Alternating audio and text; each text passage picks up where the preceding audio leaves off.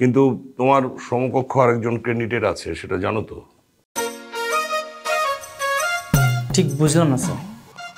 না, একটা মেয়েও এই পদের জন্য অ্যাপ্লিকেশন করেছে। সে সব বিষয়ে পরীক্ষা দিয়ে তোমার সমকক্ষ নাম্বারও পেয়েছে। কিন্তু স্যার চাকরিটা তো আমারই হবে, কারণ এখান থেকে আমার বাবা রিটায়ার করেছে। ঠিক আছে স্যার, তাহলে আমি না হয় চাকরিটা ছেড়ে দিচ্ছি, যেহেতু অসহায় আপনি তাকে চাকরিটা দিয়ে দিন। তুমি কিছু মনে করনি তো? না না স্যার, আমি কিছু মনে করিনি। স্যার আসসালামু আলাইকুম। ওয়ালাইকুম সালাম। আমি মারুফ। ও, বসো বসো বসো।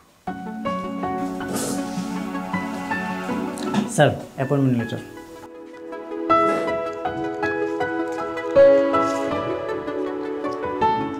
তুমি তাহলে আগের ডাক্তারের ছেলে না? জি স্যার।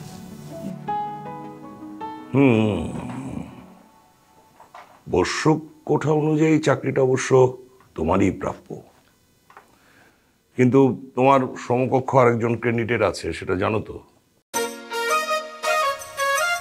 ঠিক বুঝলাম না স্যার। না, একটা মেয়েও এই পদের জন্য অ্যাপ্লিকেশন করেছে। সে সব বিষয়ে পরীক্ষা দিয়ে তোমার সমকক্ষ নাম্বারও পেয়েছে। কিন্তু স্যার চাকরিটা তো আমারই হবে, কারণ এখান থেকে আমার বাবা রিটায়ার করেছে। হ্যাঁ, সেটা অবশ্য ঠিক, কিন্তু হয়েছে কি মারুফ, মেয়েটা না খুবই গরিব, চাকরিটা ওর ভীষণ দরকার। তাহলে কি স্যার তার জন্য আমাকে স্যাক্রিফাইস করতে হবে, মানে চাকরিটা ছেড়ে দিতে হবে? দেখো মারুফ, এমন একটা অসহায় মেয়েকে সাহায্য করার সুযোগ তো সবসময় আসে না, তাই না? আসলে ওই মেয়েটাকে দেখে না আমার খুব মায়া হচ্ছিল। তুমি যদি দেখো, সত্যি বলছি, তোমারও খুব মায়া হবে। আরে বেচারি। ঠিক আছে স্যার, তাহলে আমি না হয় চাকরিটা ছেড়ে দিচ্ছি, যেহেতু অসহায় আপনি তাকে চাকরিটা দিয়ে দিন। তুমি কিছু মনে করনি তো? না না স্যার, আমি কিছু মনে করিনি। অসহায় মানুষ, তার যে হেল্প করতে পারছি, আমার নিজের অনেক ভালো লাগছে।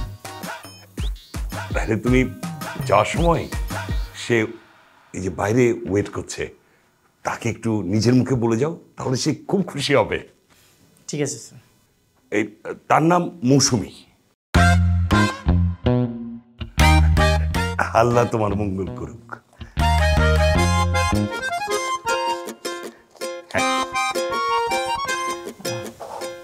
স্যার তাহলে আমি আসি।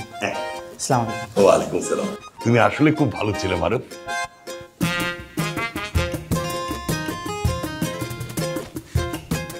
যাক বাবা,